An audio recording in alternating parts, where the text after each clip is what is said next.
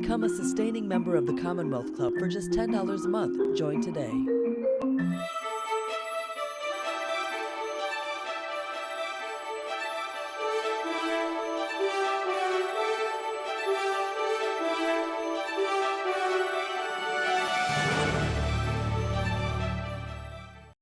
Welcome to Silicon Valley Reads.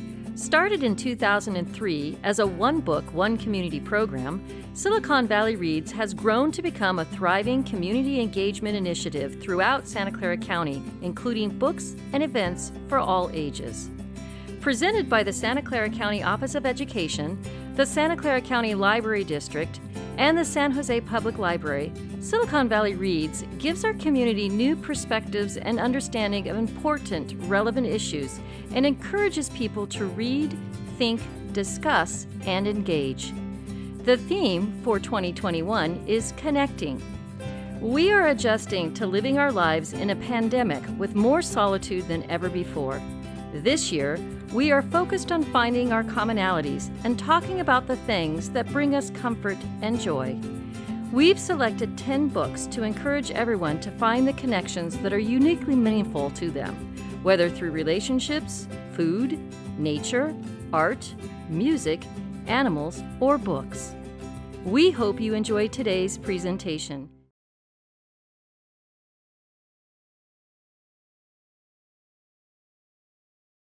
Thank you, and welcome to Silicon Valley Reads. This is our program. We're wrapping up an amazing 2 months of programming.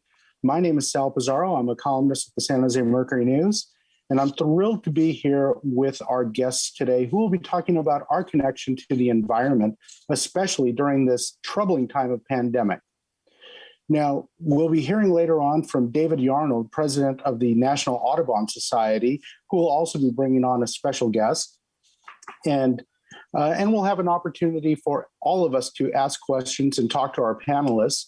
Please ask your questions through the chat, and we'll get through as many of them as we can towards the end of the hour. But first, I'd like to introduce Andrea Mackenzie. She's the general manager of the Silicon Valley Open Space Authority. She has been a passionate person about preserving open space and connecting people to nature for more than 25 years.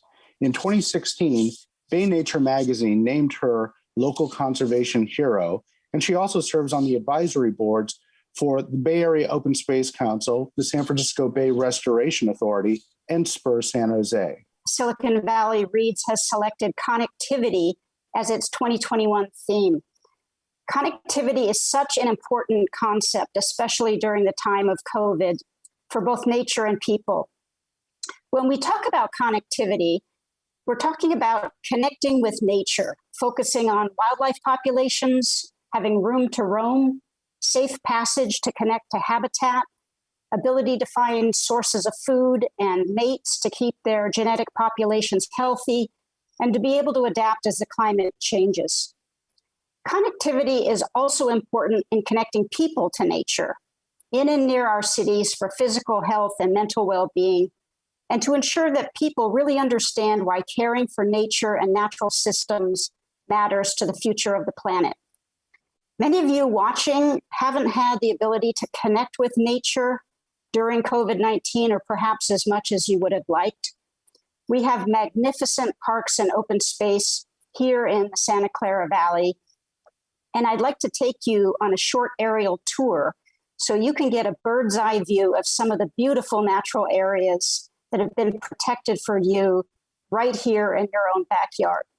So let's have a look.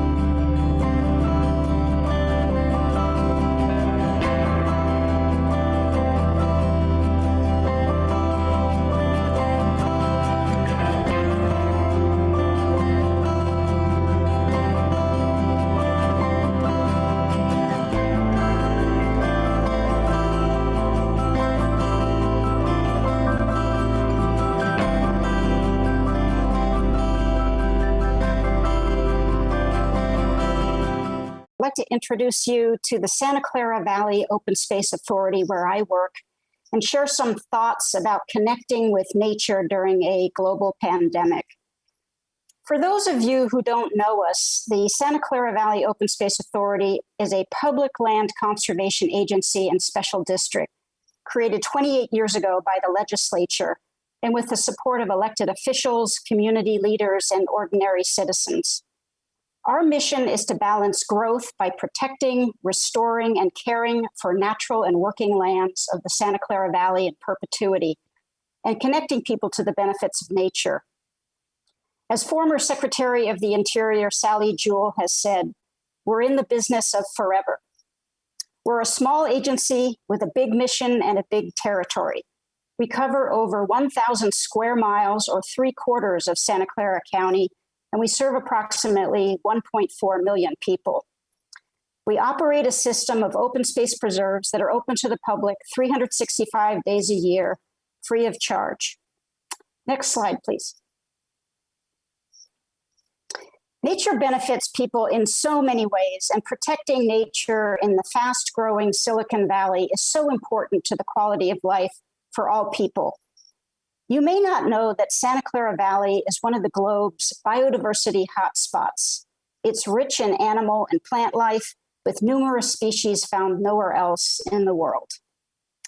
Here at the Open Space Authority, we aim to protect and restore the most essential natural areas and agricultural lands remaining in the Santa Clara Valley for their multiple benefits for wildlife and people.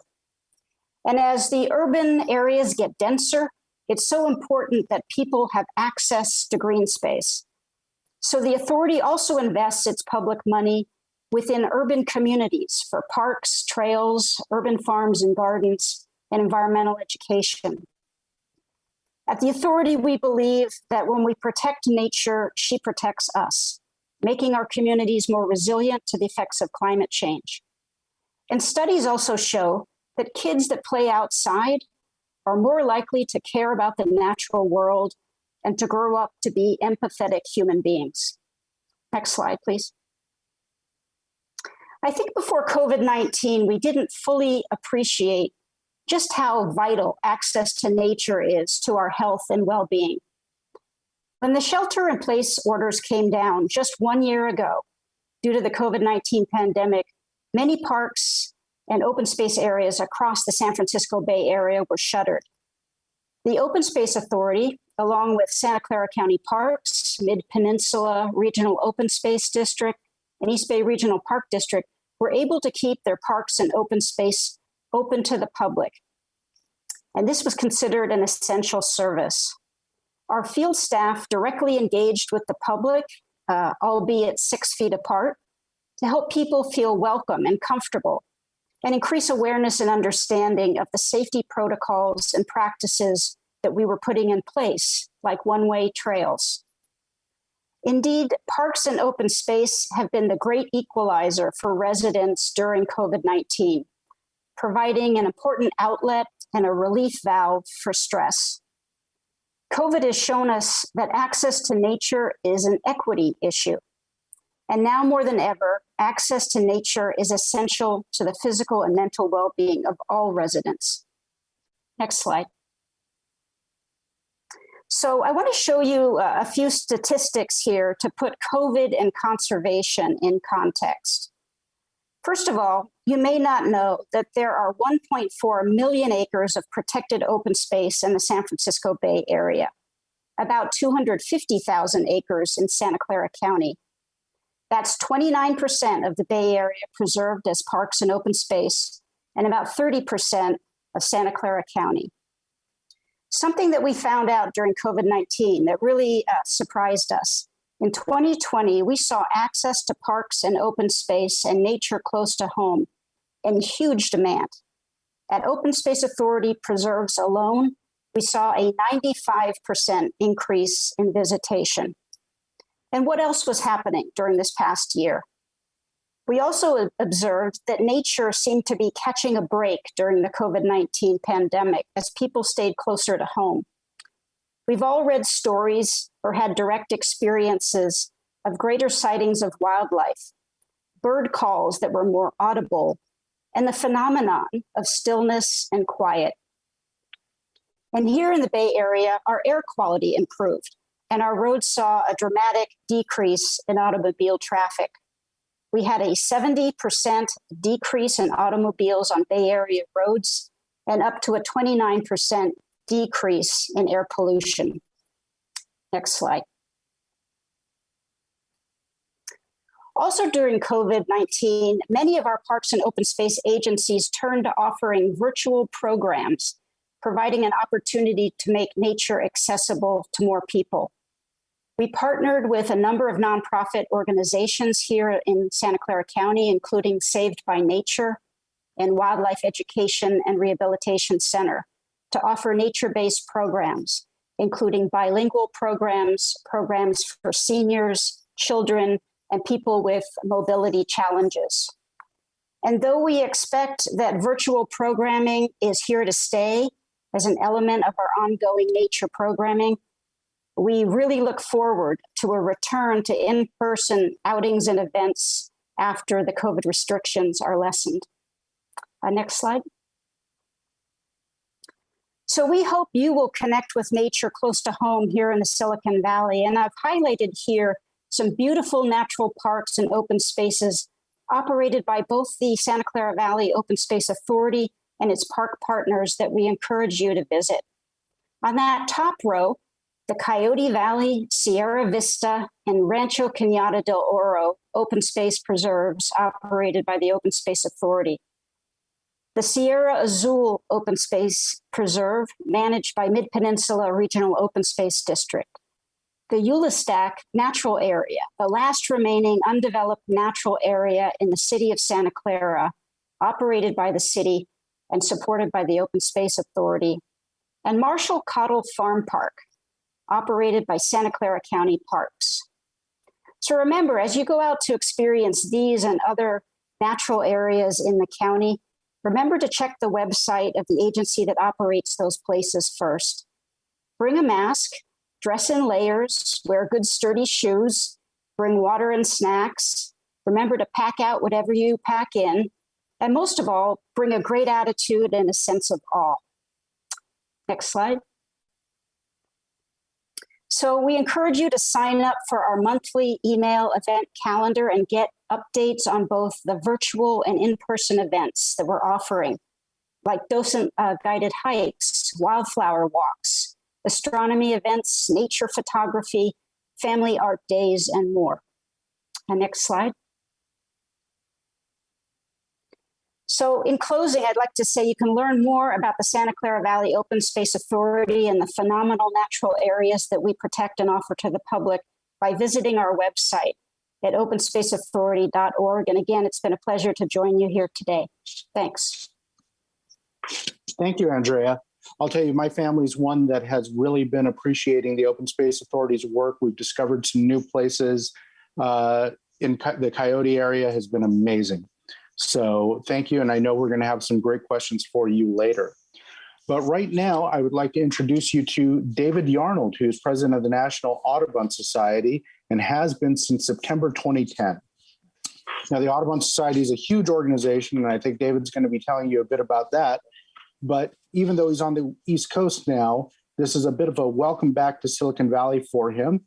Those of you who've been here for a while may or may not realize that David was the executive editor and later editorial page editor of the Mercury News, where I work, and we worked together there about a long time ago, let's say.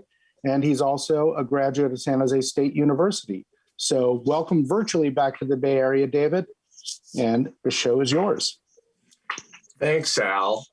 Before we start with the slides, I want to offer Audubon's sympathy and support for Asian American people across the country. You are in our thoughts, and thank you for the invitation. It's always great to come back to California, even virtually. Why don't we go to the slides? So when COVID broke out last year in March, it was the beginning of spring migration. And as Andrea said, the air was cleaner, there were fewer people out, there were fewer cars out. And this is the question that we got most at Audubon in our 23 state offices, in our 460 chapters. Are there more birds this year? And I must have been asked that question 10 times by journalists. And what we found was, as Andrea said, there was an unprecedented appetite for nature and for birds. And then as summer came along, there was an extraordinary intersection last year with race and equity. And I'm going to try to cover all that fairly quickly. So we knew that people were desperate to get outside, right? Parks were one of the few places where people were able to actually get out and see one another. And that was universal. And it was, even the New Yorker saw this. Next slide, please. And there was this very cool New Yorker cover featuring a New Yorker spotting a northern cardinal, which is a year-round bird in New York. And people across the country could relate to that.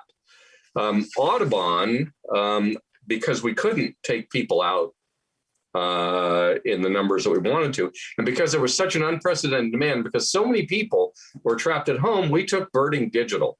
And one of the things that we did is we created a show. Next slide, please. We created a show called I Saw a Bird. And it was a Zoom-based show. It also went on Facebook Live. We had hundreds of thousands of viewers. And among the guest stars on this weekly show were, and you can find them on here, Dr. Jane Goodall, Melissa Villasenor from Saturday Night Live. Toward the center, a little tiny picture of Dr. Catherine Heo, one of the country's leading climate scientists. Lower left is Jane Alexander, an Audubon board member and a Tony Award-winning actress. Slightly above and to the right is Lily Taylor, also an award-winning actress and an Audubon board member. And then lower right is Audubon board member Jeff Goodby, who is a partner, a founder of Goodby Silverstein Advertising, and he's the guy who created the Got Milk campaign and a lot of other things. So all these people were guests, and as were Audubon scientists, journalists from around the country, and everybody talked about birds and bird science, and the momentum around this thing was extraordinary. But the demand that parents had for educational material, next slide, please, caused us to create Audubon for Kids, which was a set of interactive tools and games and educational experiences that kids and parents could share. So when we send an email, the usual rate for people to open that is around 2 or 3%. The Audubon for Kids site had a 25% open rate. I think that's because parents were desperate for stuff to do with kids who couldn't go to school. And people just loved this site. We had scavenger hunts, art projects, and we've heard from more than a few kids who now say that they want to grow up to be an ornithologist. Next slide, please. And of course, last summer also marked a number of events. One of them was the racist attack on Audubon New York board member Christian Cooper in New York, in Central Park. It had national headlines, national attention, and it was part of that summer of reckoning that we should all remember clearly. And it also created a number of people in the birding world created Black Birders Week. Next slide, please. And Black Birders Week talked about, it was a way for folks to gather, to share experiences. It was a week-long event. Audubon helped promote those conversations. Some Audubon staff participated. Lots of birders from around America talked about how important it is for everybody to feel safe outdoors, wherever they are, whomever they are. A really important ongoing issue about equity in nature, and something that matters a great deal to Audubon, and I know to a lot of you. And I want to share with you one of the spring miracles that I've had a chance to see. One of the great migrations on Earth is a short plane flight away from the Bay Area. All you have to do is go to Omaha, Nebraska, and go up to Kearney, Nebraska on the Platte River in March. And you'll see the sandhill crane migration. Every year, these birds migrate from Texas and farther south up to the boreal forests and the Arctic, and 500,000 to 750,000 sandhill cranes that will migrate through. They land on the Platte River at night after feeding all day, and then they take off. And it is one of the most moving sights you can possibly imagine, and it's readily accessible to you. If you would like more interest about how to go and visit Audubon Center on the Platte River, just email me at david.yarnold@audubon.org. Happy to talk to anybody from the Bay Area, happy to share this with you. But let's take a look and listen to what this is actually like. This is from Kearney, Nebraska. Let's do the video, please.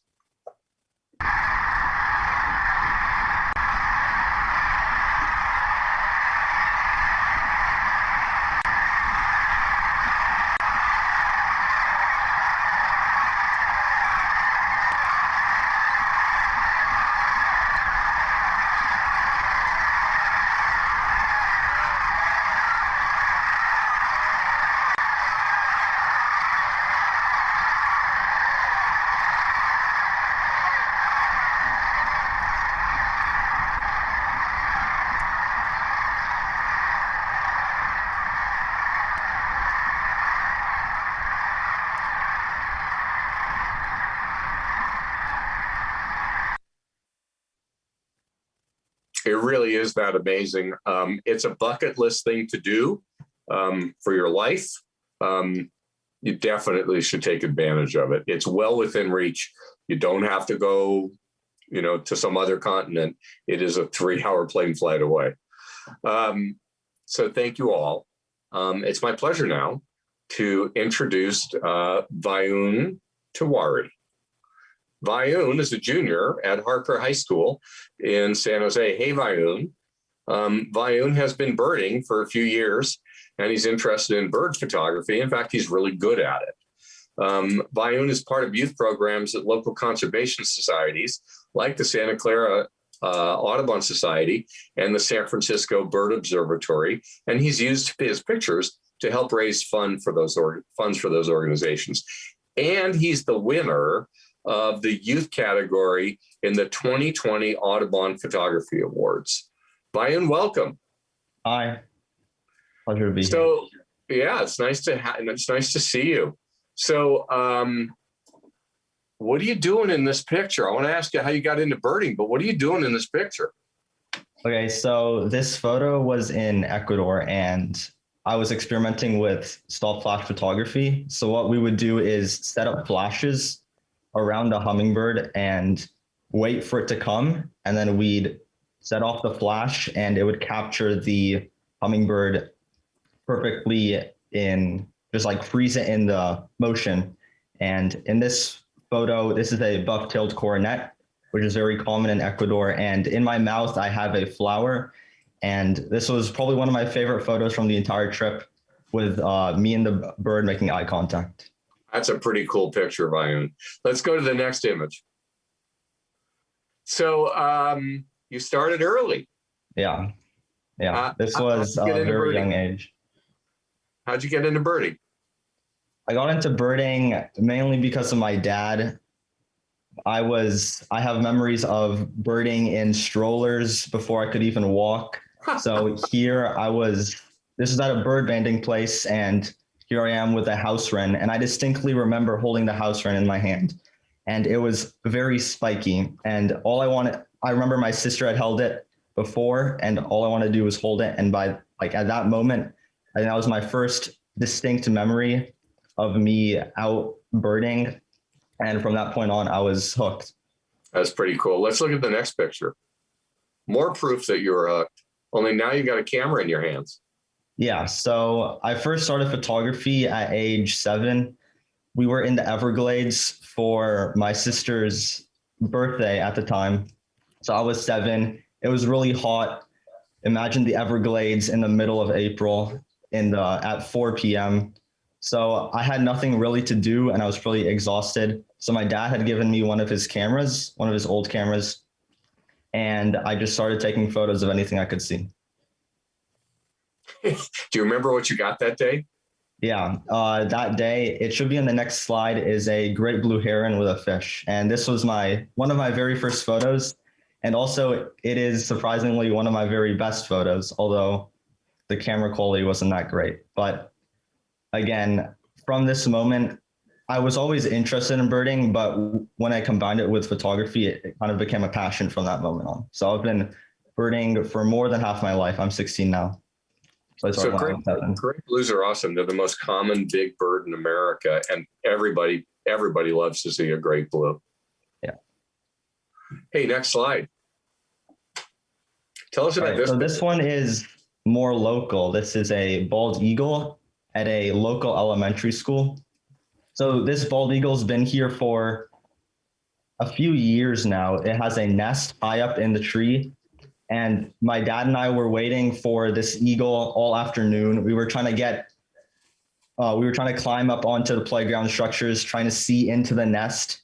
And finally, the adult bald eagle took off, and I'd gotten this amazing shot of it in flight. Hey, good for you. That is a tough picture to get. Next slide, please. Where's this? All right, so this one is in Peru off the Tambopata River. So I also do photography outside of the US. Recently, my dad and I have traveled to the neotropics a lot. So here there's scarlet macaws, and in the top left corner, there's a red and green macaw. So what these macaws are doing is that they're eating on clay. This is a cliff of clay. So they need this clay to stabilize the acid in their stomach from the other foods they eat. So what people do is they wait for these macaws to come up onto the clay, and it creates wonderful photography opportunities. Well, not just that, but if you ask questions about why birds do things, you learn things about ecosystems and about biodiversity. Like, why does this bird eat clay? Right? It's a fascinating window into biodiversity. Next slide, please. So this is the big prize winner. Tell us about this picture. All right, so this one was taken in Belize. It was taken near the Lamanai archaeological site, so it's off a river. This photo was actually taken off a boat. We were in a boat. So on this river, it's kind of a swampy area, as you can see in the background, lots of tall grasses. There's a lot of these northern jacanas there. And I had found one that was isolated looking down into a flower. And I thought that was a really interesting sight. And also you can't really see the eyes, but I still think this photo is really cool because of the composition of it and how it's looking directly in. And something I find really interesting about this photo as well is that the crown and the beak of the bird almost look like a candy corn. So although this photo isn't one where you can see the face, it's still a really interesting photo, and interesting photos are the stuff that people like. They don't like photos just sitting out in the open. They want something different. So that's why I believe this one won. Hey, Vayun, it's kind of amazing. You did this from a boat, and it said in that you shot this at 1/320th of a second, handheld. That's pretty impressive. Yeah. So it was maybe some luck involved, but I'm glad to get the photo. That's pretty awesome. Next slide, please. Tell us about this. All right. So aside from photography, I'm interested in all aspects of birds. So right now, I'm working on a research project, my own led research project. So there's a local bird count called the Palo Alto Summer Bird Count, which is similar to the Christmas one that Audubon does, except it's in the May and the summertime. So I recently have gone to these counts, and one of my dad's friends, and he runs the Palo Alto Summer Bird Count. And he does the main data collection. He lended me 40 years of data from 1981 up till 2017. So recently I worked on putting these onto a website where you can search for a few of the local species and it shows you population graphs over time. So I'm hoping to do more research with this, like looking at land usage, like if Google had made more buildings in shoreline area, what has happened to some of the shorebirds. So some of my favorite species to look at are the for data purposes, are the black-headed grosbeak. So this one has been in decline, as you can see. The next one is the Eurasian collared dove, which was actually an invasive and introduced species. And as you can see, it's kind of taken over all of California. Yeah. And the last one is the western bluebird, which has been at a really low number in the late 20th century, but recently, because of conservation efforts like bird boxes and stuff, it's made a really sharp population increase. Well, it's great to see that kind of science. Thank you. Next slide, please. All right, and now this is also one of my favorite photos. This is a blue-throated hill star in Ecuador. So this species was actually discovered in August of 2018, and my dad and I had gone to see it in August of 2019. So when I had gone to see it, we were one of the very few people to actually have seen this bird. So this is high up in the Andes, around 3,000, 4,000 meters. It had taken an entire 1-day journey, almost like 12 hours on the car, getting lost in the middle of the Andes in Ecuador. And we had finally got to this place. And in the morning when we woke up to go see this species, it was cloudy and there was actually no chance of seeing this bird. It was raining, almost hail, sleet. Yeah. Our car got stuck in the mud and we had to walk back. By the time we had gotten back to the little rock outcrop where we were staying, our umbrellas were torn to shreds. So eventually the weather calmed down and we had went out to see it. And I noticed a small speck flying around, and that had to be the hummingbird because nothing else can really exist up here at this temperature and altitude. So at that moment, I was just satisfied with like the entire journey because that's all I'd really wanted to see was the hummingbird. But we waited and it kept coming closer and closer. And this photo, it came no more than 5 feet away from me. I actually had to zoom out of my large lens to get this photo. Wow, and that is really awesome. It's a great story. It's an amazing picture. And the fact that you were able to blur the background being that close, that's incredible. That is an amazing picture. Do we have more pictures, or we have more questions for you for later on in the program? Yeah, so this one's also more local. This is a common yellowthroat. So aside from going on birding trips with my dad, I do fledglings, which is me and a bunch of other young birders go out and try to see how many species we can see in a set amount of time. So this was taken in Shoreline, which is local. And yeah, that's another great way to interact with birds. Vayun, is that done through Santa Clara Audubon or some other organization? Yeah, this is done through Santa Clara Audubon. Why don't you drop in chat how to participate if people want to do it? Hey, thanks for all these slides. It's really been great seeing your work. Let me hand this back to Sal and we'll talk some more later. Great. Thanks, David. Thanks, Vayun. I know we're going to have a lot of questions for you, but now I'd like to invite David to come back and also Andrea to come back so we can have a little discussion about some of the things we've talked about. And honestly, what I want to start off with, because we heard a lot about Vayun and how he got started in birding and getting interested in the environment from a very young age. I'd really like to know how the two of you were drawn to this work and the environment. And Andrea's smiling, so I'm going to start with her. Let's hear your story. Well, thanks for that question, Sal. And I first want to just say how moved I was by that picture of Vayun as a young boy holding the bird. I think that's how it all starts. It all starts with an amazing interaction with nature. And I think David can probably relate to this, but when we were growing up as kids, you went out to play and you got home in time for dinner. And other than that, the woods, the forests, the grasslands were your backyard to play in and discover nature. And that's really how it all started for me in upstate New York. And I also remember back in the day, one of my favorite programs to watch was Wild Kingdom. Mutual of Omaha's Wild Kingdom. I actually thought the host's name was Mutual of Omaha, but I love to watch those shows. And that's what kids grew up on, was just really getting high on watching nature and being in nature.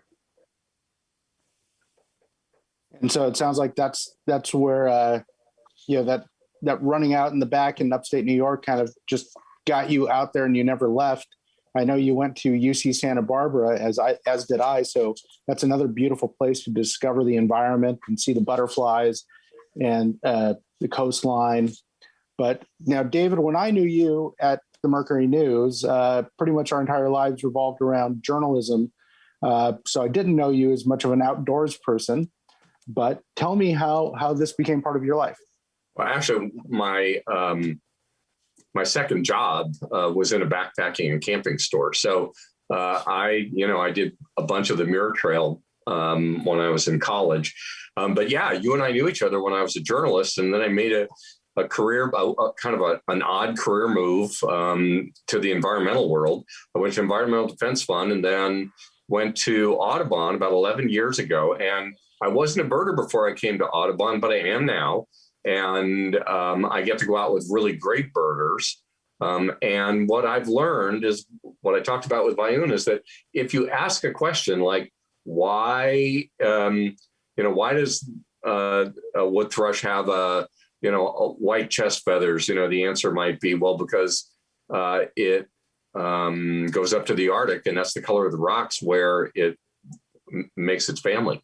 Right. So you can travel through ecosystems, you learn about the world just by asking questions about birds. And then the other reason I came to Audubon is that Audubon is a nonpartisan membership organization of 2 million dedicated to grassroots conservation. And America needs more nonpartisan organizations, and it needs people at the grassroots to help legislators do the right thing for birds and for people and for conservation.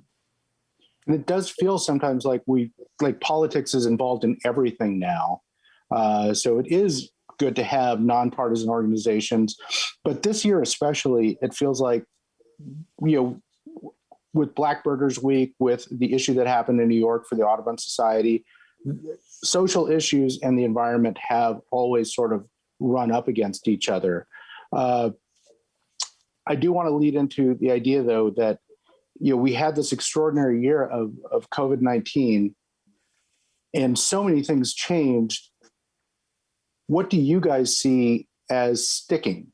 What changes can we hope are going to continue, and what do you think might bounce back as things normalize and people get vaccinated? Anyone can jump in. Well, I think a lot of people remembered why they love being out in nature, and I think a lot of people became birders. And Vayun's a really good example that once that bug bites you, it can stick. So I think that's likely to happen.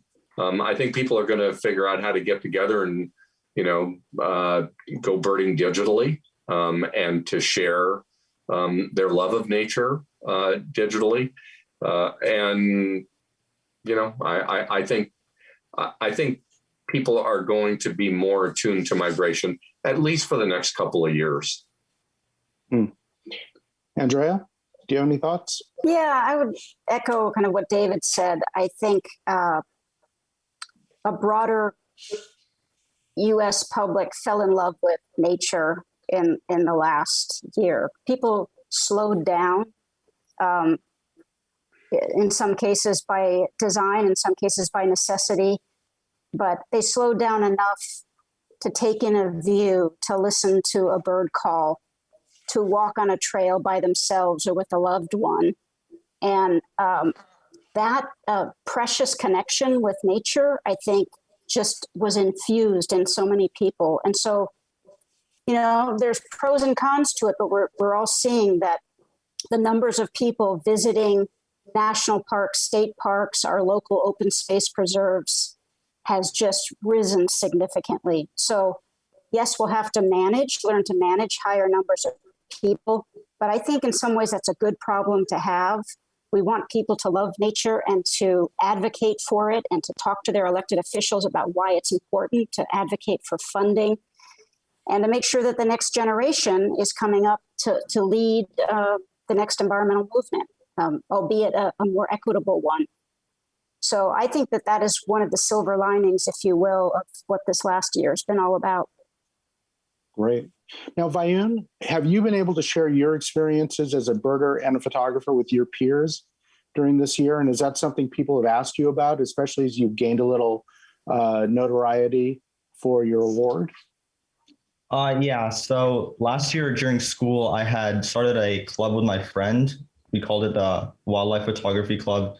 And we didn't get that many members, but it was a good start just to get the school community kind of primed and ready for if we can go back, I'll restart the club and get more people involved. And like what David had said, a lot of my family friends, especially younger ones below the age of 10 and around that age, have also started getting really interested in photography. A lot of them have started contacting me about where's a good place to take photos, what are good cameras to get and stuff like that. And I think especially online, this is a great time to kind of expand that growth.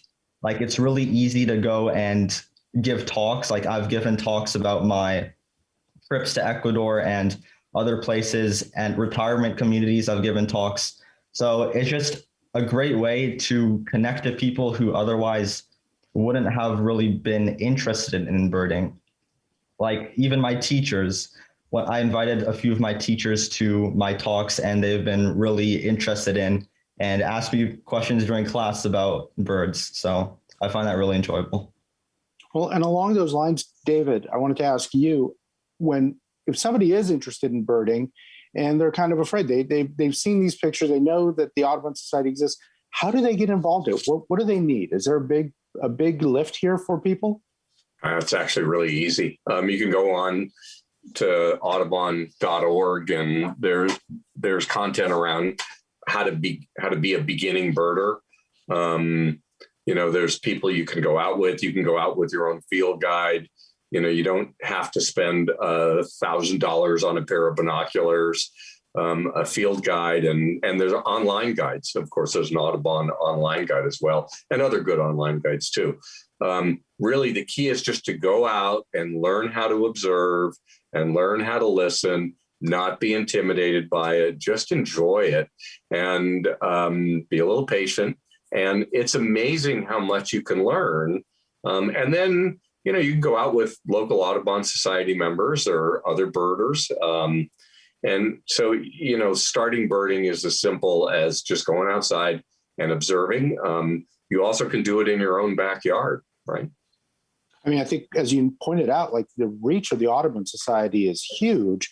So it's not as though you have to live in a very wide open space. I mean, you can live in New York City and be a birder. You can live in San Francisco and be a birder. There's birds everywhere right now. Sure. And during spring and fall migration, we're right on the cusp of spring migration. There's going to be birds coming through every community, and now's a really good time to go out. The other thing you can do is you can build a sanctuary in your own yard. And it's actually really easy. You can plant native plants, right? So native plants are great for birds as opposed to some of the invasive type plants.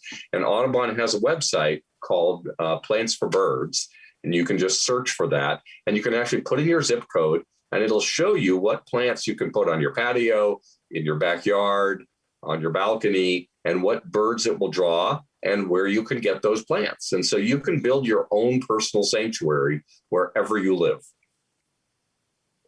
Awesome. Now, I want to get to some of our audience questions. We've got quite a few stacking up here. The first one's for Andrea.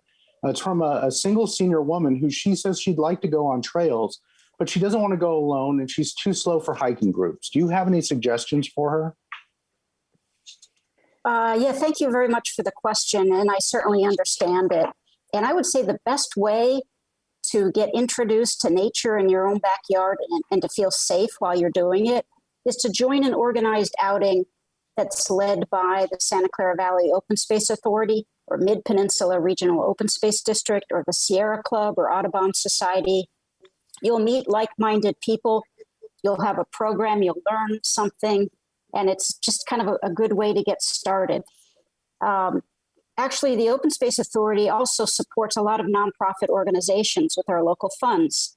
And we actually support an organization called Bay Area Older Adults. And this is to help seniors get out in nature close to home and have a really amazing experience. So that's the best way to do it. It's almost like David said, try not to be intimidated, get together with some other people, like-minded people first, learn the ropes, and then you develop a comfort level. That's good advice. Vayun, we have a question for you, which is there anywhere specific that you would like to go that you haven't been? Because you've traveled quite a bit, but is there someplace you'd like to go that you haven't been to photograph a bird? Or is there a specific bird that's sort of your holy grail that you're hoping one day to see and photograph? Yeah, so coming up, I hope to actually visit Hog Island in Maine, which I hope it happens in this summer because of the award of the contest I won. I have a trip there this summer in Maine. I hope to go. But other than that, some of the birds that I hope to see, one of them is the resplendent quetzal in Costa Rica. I remember when I was 5, my dad got an amazing photo of it, and I was just sitting on the curb. I kind of regret that moment and not being able to take a photo of the bird at that moment. So I hope to go there and kind of I want to see every species. I don't know if it's going to be possible, but if I start out young, I hope it's possible eventually. What do you think, David? Can he do it? Every species? How long is your life list now, Vayun? Right now, I think it's at 600. So you've got about 9,400 to go. You can do it. You've got a little time left. Yeah. Be a good career. So, David, we've got a question about the migration that you showed, the sandhill cranes, which, we have the sandhill road migration here in Silicon Valley, which is different. Happens about 5:30 every day. But do the sandhill cranes have any predators? Someone was wondering. I don't know the answer to that question. They must, but when they're on the Platte River, they actually sleep standing in shallow water on the Platte, and they sleep in packs so that they deter attacks. But I'm going to guess that the predators for a bird that large are going to be probably mammals, and probably the time of greatest risk is when chicks are young. As family units, they stay together, and you can actually hear the difference in the juvenile calls and the adult calls. And that sound that you heard, if you go to it's called the Rose, ROWE Sanctuary in Kearney, Nebraska, and you go out in these blinds, they're like dugouts, from a baseball field or something. And so the birds can't see you. And they're so loud that you can't hear the person next to you talking. Wow. It's like a newsroom, or at least back in the day. It makes the hair on your arms stand up. It is really a kind of it's just an amazing experience to be a part of. And how long does that last, that sound, that period? So it's about a month-long migration. They come through the beginning of May, and they'll keep coming through the beginning of April, and they're headed up into the tundra to make new families. Oh, it's amazing. So, Andrea, we have a question about your organization, about the Santa Clara Valley Open Space Authority, and how does it differ or complement the work of the other agencies you mentioned, like POST and the Mid-Peninsula Open Space Authority? Do you guys work together a lot? Yeah, we sure do. Well, first of all, I just want to say that living in the San Francisco Bay Area for a conservationist, environmentalist is a blessing. Not only do we have an amazing amount of biodiversity here, we're a biodiversity hotspot, but this is so much of where the environmental movement began. We have over, as I said, 1.4 million acres set aside in the San Francisco Bay Area. And it's a team sport. There are so many different agencies and organizations working together. There's a unique type of agency that seems to be unique to the Bay Area, and they're called open space districts. And we have 6 of them, and almost every county has one. Some of them are multi-county districts, and they're in the business of protect open space, natural areas, wildlife habitat, farmland for the benefit of the public, for the benefit of future generations. They're funded by taxes and grants. And they, by and large, are the ones who have acquired so much of this property for the public enjoyment. And we work closely with nonprofit organizations or land trusts like Peninsula Open Space Trust. And there's other ones around the Bay Area, Save Mount Diablo. So we have public-private partnerships to protect habitat for wildlife and to connect people to nature. And by working together, pooling our funds, pooling our resources and our staffs, we get a lot more done. And so the Santa Clara Valley Open Space Authority is the new kid on the block. We were formed in 1993. We've been around for about 28 years. But like I said, we're a small agency with a big mission and a big territory. You don't have to always be a big agency or a big nonprofit organization, but you've got to have a big vision.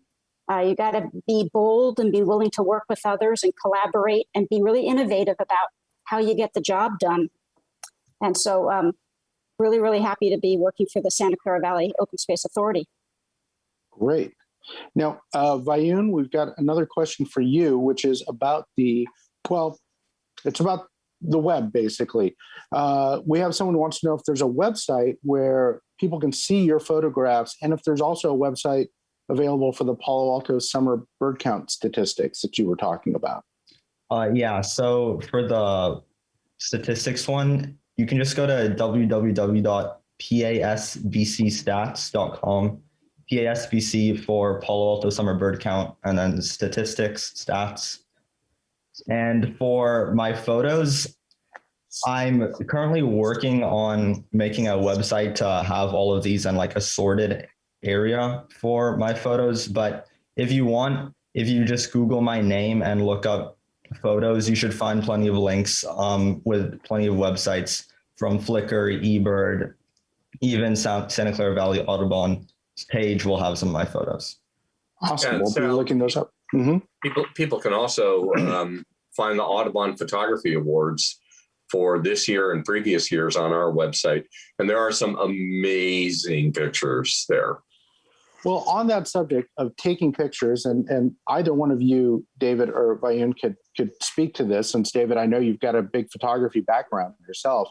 Is this something that someone can get into with an iPhone, or do you need really good equipment to become a bird photographer? I think anybody can do it. I think if you really want those blurred backgrounds and those really tight shots, you'll eventually gravitate to other kinds of equipment. But I've seen amazing pictures with iPhones. Vayun, what do you think? Yeah, I think with new technology, especially like mirrorless cameras are kind of coming into effect now, and they're at the same price point as higher quality point and shoot cameras. Even setting up a feeder in your backyard and having a plant next to it, with a mirrorless camera, you could get some pretty good shots of an Anna's hummingbird or if you like set up seeds, you could even get some wrens and stuff. So if you don't need that great equipment to start out, something like a simple mirrorless camera is good enough. Okay. That's good advice from an award-winning photographer. So we've got to take that. Hey, I have a question for Vayun, Sal. Yeah, go ahead. Do you have a career goal in mind, Vayun? So I definitely think it will play a part in my career. I am interested in chemistry a lot. So with my research project, I'm thinking of ways where chemistry could even take effect into that. And I know when I apply to college, I'll definitely be a thought for maybe a major. So it will 100% play a big role in my life. And if it doesn't become an occupation, it'll be just like what my dad has now, where he goes on trips with his camera. But it still is an amazing thing to do. David, I thought he was going to say your job, that he would want your job in the future. I want him to want my job. I think we'd all want your job. It sounds like a lot of fun. Now, Andrea, I want to address this question to you first, but David, I would love to have you or Vayun speak to this with your experiences. And that's, how can we incorporate more nature into our school curriculums and our education systems, especially right now where most of our students are learning indoors? What can we do to bring that out? Thanks for that great question. Actually, California has great curriculum, environmental studies curriculum, and it's a matter of getting it into schools. Teachers are so, and let's set aside this past year of COVID for just a second, but teachers are so busy trying to teach the required curriculum. They don't often have the time or the resources. How do you pay for a bus to get to a natural area and do a field trip? Why is it that schools in wealthier areas have those resources to go engage with nature, but underserved communities do not? Those are the kind of things that we really need to address. But you'll find that a lot of open space agencies, I'm not so sure about nonprofits, maybe David can address this, but we are partnering with school systems. We are taking animals into the classrooms, rehabilitated animals. We are inviting school groups to come out into nature. And one thing I'm very proud of that we worked on in the last couple of years is we partnered with the Children's Discovery Museum of San Jose to stand up a place called Bill's Backyard Bridge to Nature. And it was a place to invite children from the urban areas and their families to come experience what the ecosystems and habitats of the Bay Area are in a kind of a starter space, in a safe space. And then from there, start to go out to designated open space preserves with curriculum a couple times a year to learn about nature. So there's a lot of ways to do it, but we need to put the money and the energy and the resources behind it. And I think coming out of COVID this year, there's a lot of interest in that. I also think that, David could go. No, go ahead. Fine.